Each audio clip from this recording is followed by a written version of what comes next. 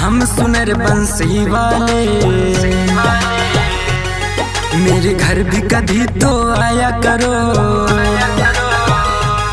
जिस जानती है दुनिया सारी वो रूप हमें भी दिखाया करो।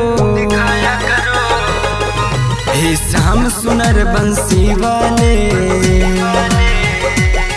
मेरे घर भी कभी तो आया करो। जिस जानती है दुनिया सारी वो रूप हमें भी दिखाया करो।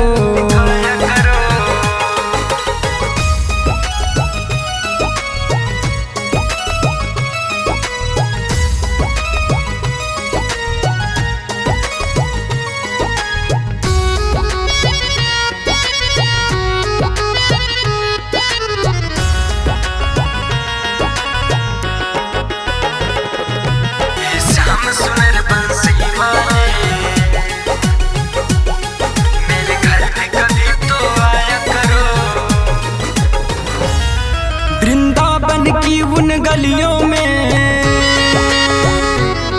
तेरी मुरली का बसेरा है। हे श्याम सुनर तेरी मुरली बज गई तो होता सवेरा है। मेरे कदम कदम पर साथ चलो, मेरे सोए भाग जगाया करो। हे श्याम सुनर बंसी वाले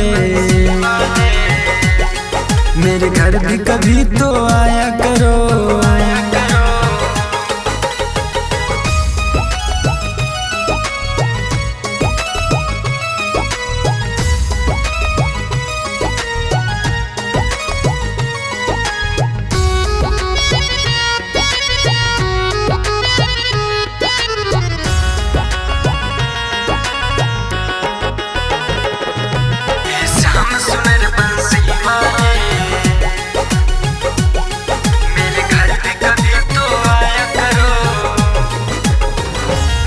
तुम क्षीर सागर में जा बैठे